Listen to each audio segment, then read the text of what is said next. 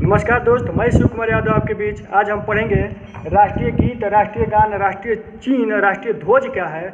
क्योंकि बड़े बड़े क्वेश्चन के चक्कर में छोटे मोटे क्वेश्चन छूट जाते हैं, तो इसको सब हम समेटेंगे। क्योंकि जहां हम सस्पेंशन खाते हैं उसको हम क्लियर करेंगे। तो सबसे पहले राष्ट्रीय गीत क्या है। तो राष्ट्रीय गीत वंदे मातरम, वंदे मातरम है, जिनको 1882 में बंकिम चटर्जी ने लिखे। सबसे पहले इसको 1896 में कांग्रेस के अधिवेशन में गुरु रविन्द्रनाथ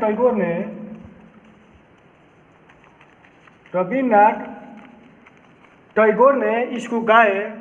1896 में जो याद रखें सेकेंड।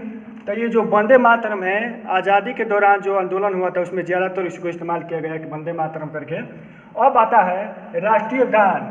तो राष्ट्रीय गान इसी के आधार पे गुरु रविन्द्रनाथ टैगोर ने तो राष्ट्रीय गान क्या है। जन गण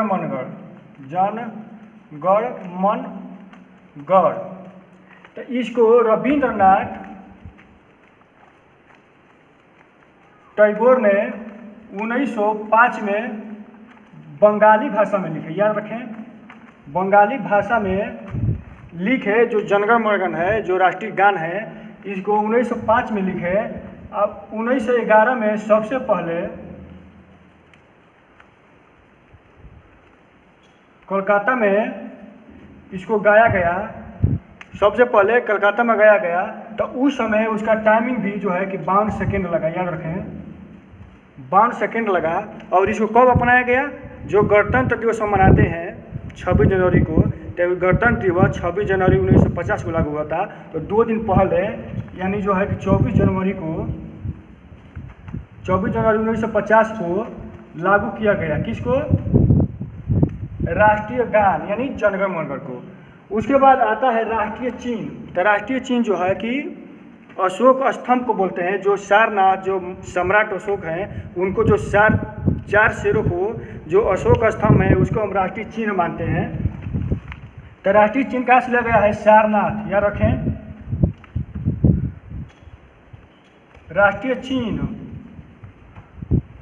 सारनाथ अशोक स्तंभ। अशोक स्तंभ को हम मानते हैं, अशोक स्तंभ को राष्ट्रीय चिन्ह है। तो इनके नीचे जो 4 शेरों का मूर्ति है, तो इसमें नीचे लिखा गया है सत्यमेव जयते। याद रखें,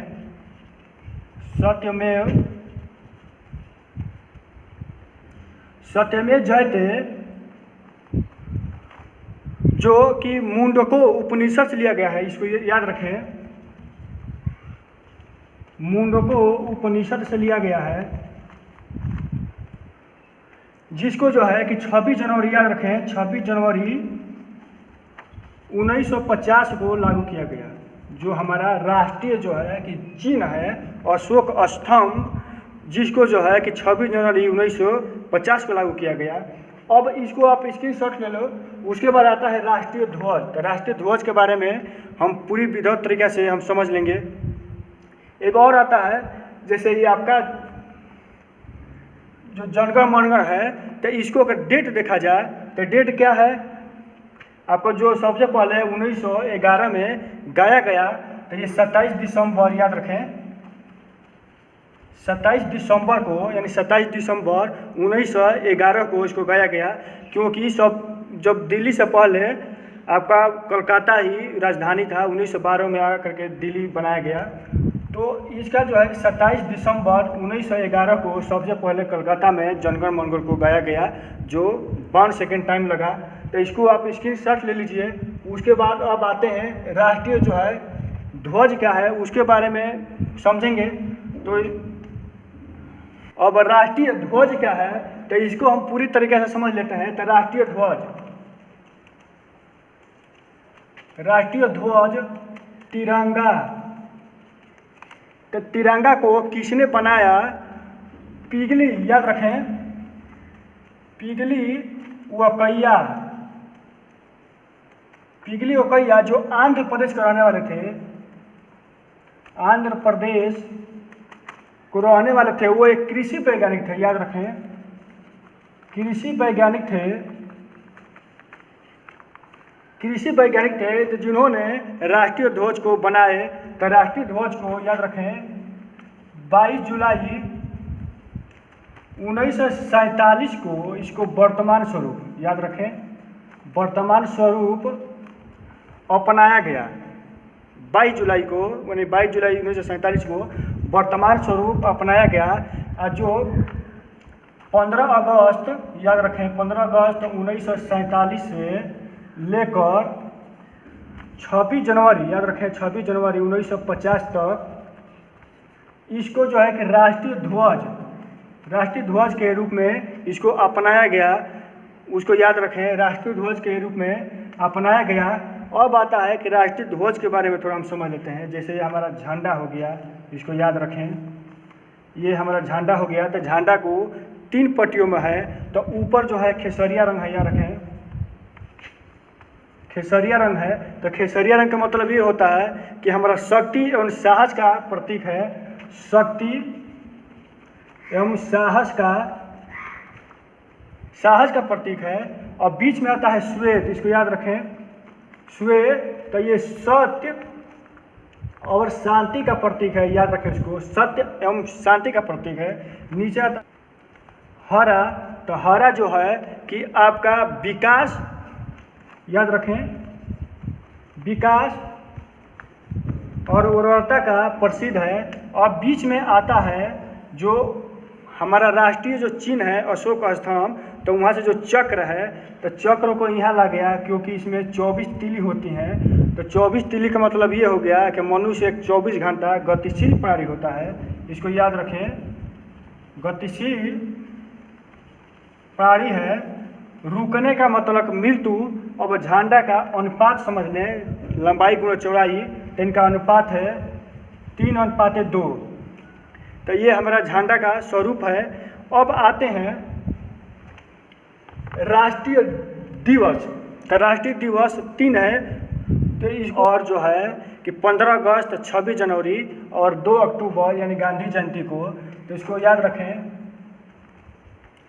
गणतंत्र दिवस यानी 26 जनवरी, स्वतंत्र दिवस यानी 15 अगस्त, इसको याद रखें। और जो है कि 2 अक्टूबर गांधी जयंती, इसको याद रखें। तो इन तीनों को जो है कि हम राष्ट्रीय पर्व के रूप में मनाते हैं, याद रखें, राष्ट्रीय पर्व के रूप में मनाते हैं। अब आता है राष्ट्रीय पुरस्कार। तो राष्ट्रीय पुरस्कार क्या है? भारत रत्न, इसको याद रखें, भारत रत्न। तो भारत रत्न जो है कि इसको डॉक्टर राजेंद्र प्रसाद ने इसको बनाए, राजेंद्र प्रसाद ने, जो भारत का प्रथम राष्ट्रपति रहे। अब आता है राष्ट्रीय पिता। राष्ट्रपिता महात्मा गांधी को बोलते हैं, महात्मा गांधी है राष्ट्रपिता। जो सबसे पहले इनको राष्ट्रपिता के शब्द से संबोधित सुभाष चंद्र बोस ने की, याद रखें, सुभाष चंद्र बोस ने की। अब आता है राष्ट्रीय पशु। राष्ट्रीय पशु आपका बाघ है। अब आता है राष्ट्रीय पक्षी, इसको याद रखें, राष्ट्रीय पक्षी मोर है। अब आता है राष्ट्रीय फूल। राष्ट्रीय फूल कमल है, इसको याद रखें। और राष्ट्रीय वृक्ष बरगद का पेड़ है, याद रखें, बरगद का पेड़ है राष्ट्रीय वृक्ष। अब आता है राष्ट्रीय खेल। तो राष्ट्रीय खेल आपका हॉकी है, इसको याद रखें, राष्ट्रीय खेल हॉकी है। अब राष्ट्रीय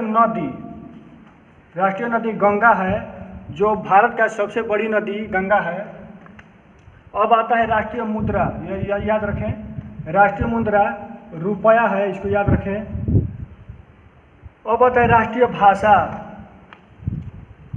राष्ट्रीय भाषा देवनागरी हिंदी है, इसको याद रखें। देवनागरी हिंदी है। अब आता है राष्ट्रीय मिठाई, इसको याद रखें।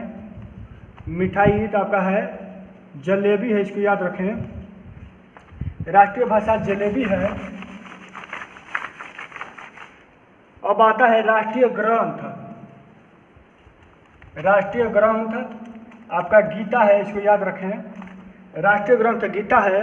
अब आता है राष्ट्रीय अभिवादन, यानी राष्ट्रीय अभिवादन नमस्कार है, इसको याद रखें।